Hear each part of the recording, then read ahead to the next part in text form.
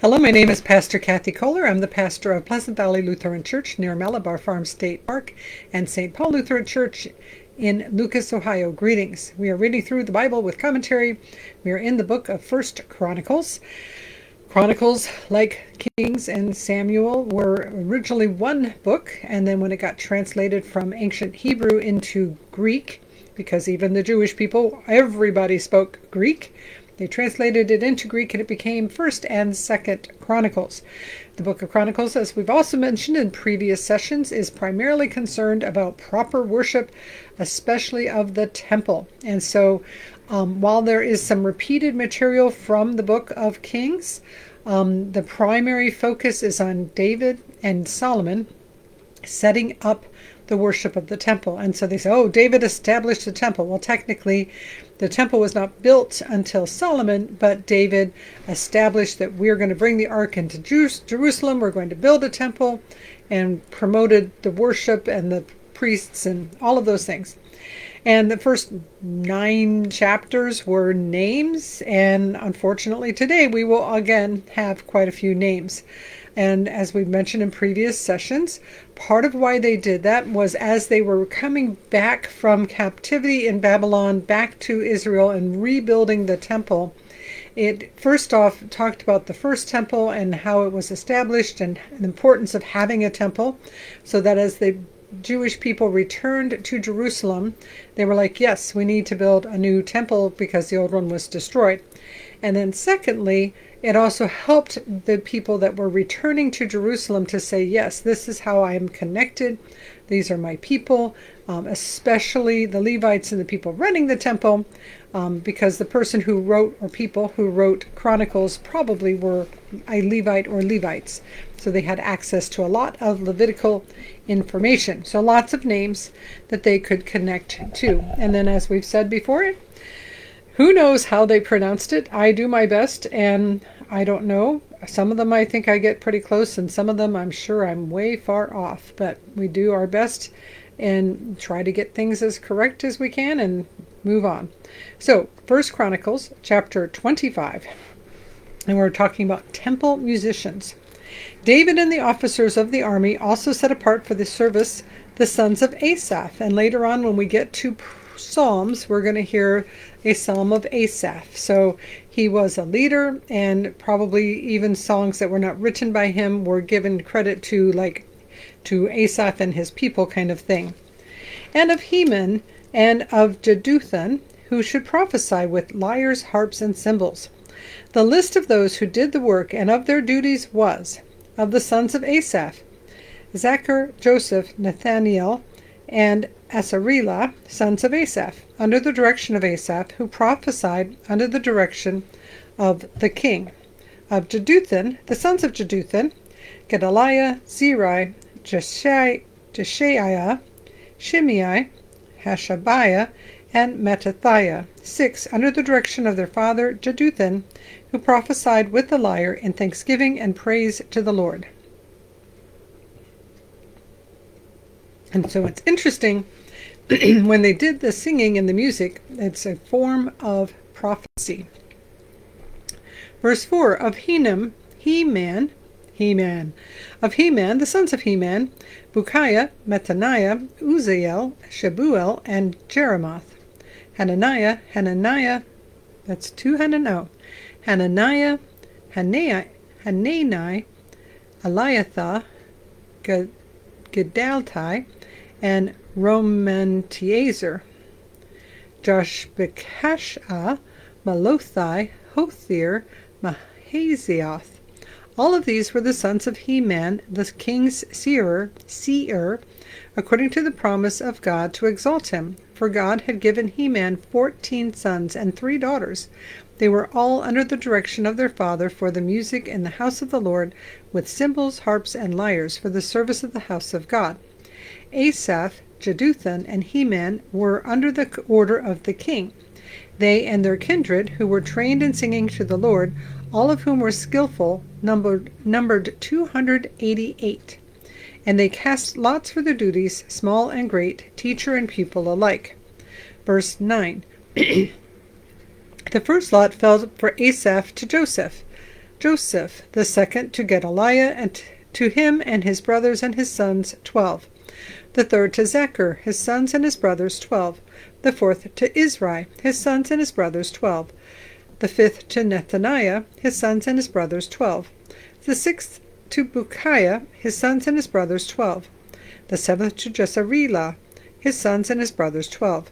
The eighth to Jeshaiah, his sons and his brothers 12. The ninth to Methaniah, his sons and his brothers 12. The 10th to Shimei, his sons and his brothers 12. The 11th to Azarel, his sons and his brothers 12. The 12th to Hashabiah, his sons and his brothers 12. To the 13th Shubael, his sons and his brothers 12. To the 14th Mattathiah, his sons and his brothers 12. To the 15th to Jeremoth, his sons and his brothers 12. To the 16th to Hananiah, his sons and his brothers 12. To the 17th to Joshbekashah, his sons and his brothers 12. To the 18th to Hanani, his sons and his brothers 12. To the 19th Malothai, his sons and his brothers 12. To the 20th to Eliathah, his sons and his brothers 12. To the 21st to Hothir, his sons and his brothers 12. To the 22nd to Gedaltai, his sons and his brothers 12. To the 23rd to Mahazioth, his sons and his brothers 12. To the 24th to Romantiezer, his sons and his brothers 12.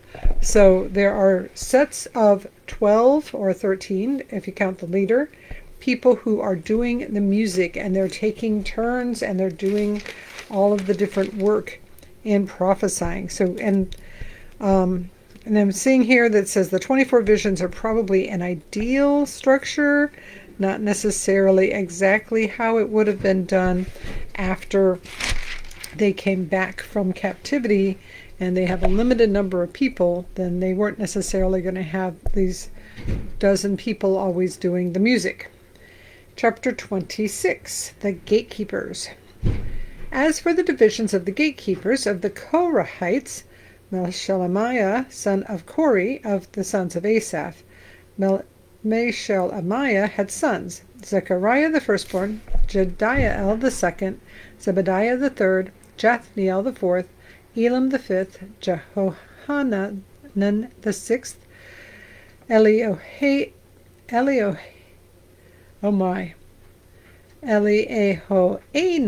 the seventh. Obed-Edom had sons: Shemaiah the firstborn, Jehozabad the second, Joah the third, Sakar the fourth, Nathanael the fifth, Amiel the sixth, Issachar the seventh, Peulethai the eighth, for God blessed him. Also to his son Shemaiah sons were born who exercised authority in their ancestral houses, for they were men of great ability. The sons of Shemaiah, Othni, Raphael, Obed, and Elzabad, whose brothers were able men, Elihu, and Semachiah. All these sons of Obed-Edom, with their sons and brothers, were able men qualified for the service, 62 of Obed-Edom. That's a lot of people. Meshelemiah had sons and brothers, able men, 18. Hosa of the sons of Merari had sons: Shimri the chief, for though he was not the firstborn, his father made him the chief. Hilkiah the second, Tabaliah the third, Zechariah the fourth. All the sons and brothers of Hosa totaled 13. Verse 12. These divisions of the gatekeepers, corresponding to their leaders, had duties just as their kindred did, ministering in the house of the Lord, and they cast lots by ancestral houses, small and great alike, for their gates. So they're taking care of the gates of the city and the gates to the temple, and they've got lots of people. They cast lots.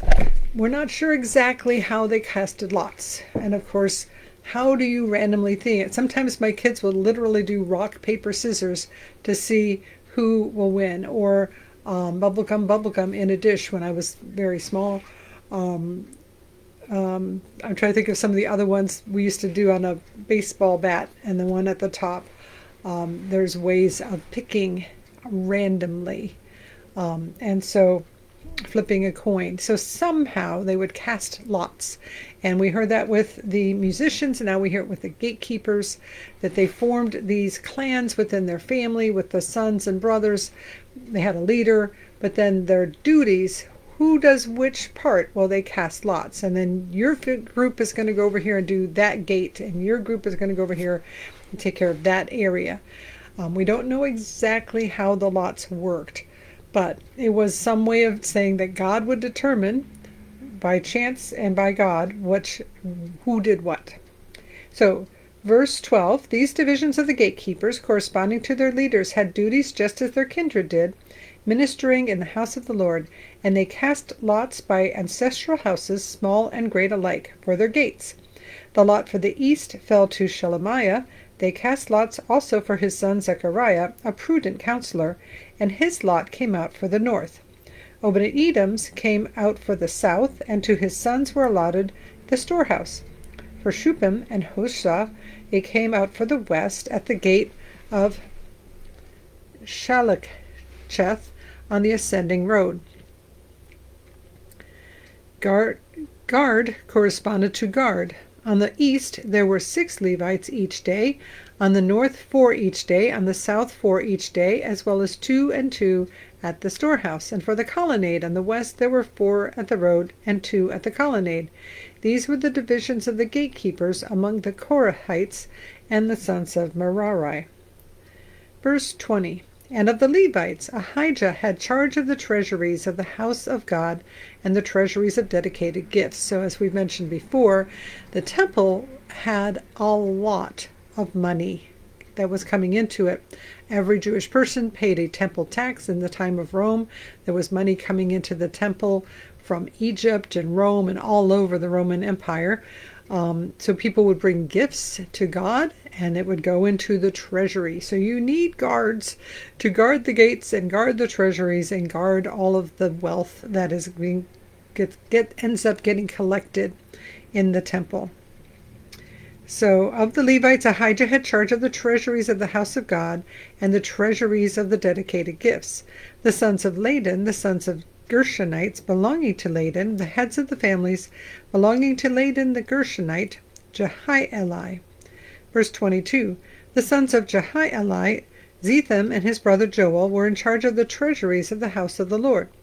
Of the Amramites,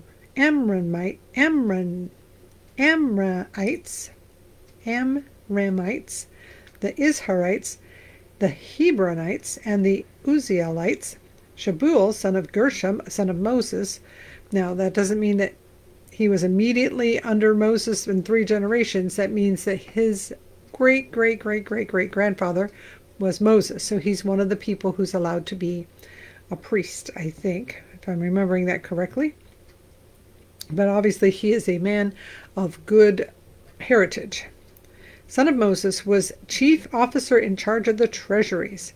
His brothers from Eleazar were his son Rehabiah, his son Jeshaiah, his son Joram, his son Zichri, his son Shelomoth. This Shelomoth and his brothers were in charge of all the treasuries of the dedicated gifts that King David and the heads of families and the officers of the thousands and the hundreds and the commanders of the armies had dedicated. From booty won in battles, they dedicated gifts for the maintenance of the house of the Lord. So even before the temple is built, they're already gathering a lot of things. They already have stuff to guard. David had committed, we're going to collect all this, and all the gold and bronze and silver to make this temple. So even before there was a temple, they had things to be guarded. Verse 28, also all that Samuel the seer and Saul the son of Kish and Abner son of Ner and Joab son of Jeruiah had dedicated, all dedicated gifts were in the care of Shelomoth and his brothers. Verse 29, of the Izharites, Chenaniah and his sons were appointed to outside duties for Israel as officers and judges. Of the Hebronites, Hashabiah and his brothers, 1,700 men of ability, had the oversight of Israel west of the Jordan for all the work of the Lord and for the service of the king. So Hashabiah does not have 1,700 brothers. He's saying brothers would be his clan, his group, his cousins, and all of his brothers, all of his family. Were taking care of everything west of the Jordan. Verse 31, of the Hebronites, Jerijah was the chief of the Hebronites. In the 40th year of David's reign, search was made of whatever genealogy or family, and men of great ability among them were found at Jazer in Gilead. King David appointed him and his brothers 2,700 men of ability, heads of families, to have the oversight of the Reubenites, the Gadites, and the half-tribe of Manassites, for everything pertaining to God and for the affairs of the king. So in everything that's east of the Jordan River. Chapter 27. This is the list of the people of Israel, the heads of families, the commanders of the thousands and the hundreds, and their officers who served the king in all matters concerning the divisions that came and went month after month throughout the year, each division numbering 24,000. So the standing army is not a constant thing. People would come for 1 month and then they would get to go back home again. But there is a rotation, and so each division that comes has 24,000 people that have to come and be ready to serve for their month. Verse 2. Jashobeam, son of Zabdiel, was in charge of the first division in the first month, and his division were 24,000. He was a descendant of Perez, and was chief of all the commanders of the army for the first month. Dodai, the Ahohite, was in charge of the division for the second month. Mikloth was the chief officer of his division, and his division were 24,000. The third commander for the third month was Benaiah, son of the priest Jehoiada, as chief in his division were 24,000. This is the Benaiah who was the mighty man of the 30, and in command of the 30. His son Ammizabad was in charge of his division. So it's, yes, we have heard the name Benaiah before, and it is the same Benaiah again, who he's a commander of has a person that's in charge. His son is the one that's doing in charge, but he's the commander. Verse 7, Asahel, brother of Joab, was the fourth for the fourth month, and his son Zebadiah after him. In his division were 24,000. The fifth commander for the fifth month was Shamhuth, the Israelite. In his division were 24,000. Sixth for the sixth month was Ira, son of Ikesh, the Tokarite. His division were 24,000. Seventh for the seventh month was Helez, the Pelonite of the Ephraimites. In his division were 24,000. Eighth for the eighth month was Sibbecai, the Hushathite of the Zerahites, and his division were 24,000. Ninth for the ninth month was Abiezer of Anathoth, a Benjaminite, and his division were 24,000. 10th for the 10th month was Meharai of Nephtothah of the Zerahites, and his division were 24,000. 11th for the 11th month was Benaiah of Pirathon of the Ephraimites, and his division were 24,000. So a different Benaiah. 12th for the 12th month was Heldai the Netophathite of Othniel, and his division were 24,000. But these were the leaders, these were the important people, and they get to be mentioned by name. Verse 16, over the tribes of Israel, for the Reubenites, Eleazar, son of Zichri, was chief officer. For the Simeonites, Shephatiah, son of Maacah. For Levi, Hashabiah, son of Kemuel. For Aaron, Zadok. For Judah, Elihu, one of David's brothers. For Issachar, Omri, son of Michael. For Zebulun, Ishmaiah, son of Obadiah. For Naphtali, Jeremoth, son of Azriel. For the Ephraimites, Hoshea, son of Azaziah. For the half-tribe of Manasseh, Joel, son of Pedaiah. For the half-tribe of Manasseh in Gilead, so half of Manasseh was east of the river, and half of the tribe was on the west side of the river, so they have two different leaders. For the half-tribe of Manasseh in Gilead, that's the east side, the far side, Iddo, son of Zechariah. For Benjamin, Jaasiel, son of Abner. For Dan, Azarel, son of Jeroham. These were the leaders of the tribes of Israel. So by this time, each tribe has become quite large, has thousands of people, and they each have the head of their tribe So, of course, they get to be mentioned. And when we're listing all the names, we're going to be sure to list them too. David did not count those below 20 years of age, for the Lord had promised to make Israel as numerous as the stars of heaven. Joab, son of Zeruiah, began to count them, but did not finish. Yet wrath came upon Israel for this, and the number was not entered into the account of the annals of King David. So we read earlier that David had done a census, and while the census was still going on, they started to have a plague, and the plague was stopped, but the census was also stopped. And scholars are not exactly sure why a census is considered a sinful, terrible thing. One of the hypotheses is that the people of Israel belong to God and not to the king. So you shouldn't be numbering them. Secondly, if you say a people that can't be numbered and then you number them, then they can be numbered. So it's considered a no-go. You're not supposed to count the people. Verse 25, over the king's treasuries was Asmaveth, son of Adiel.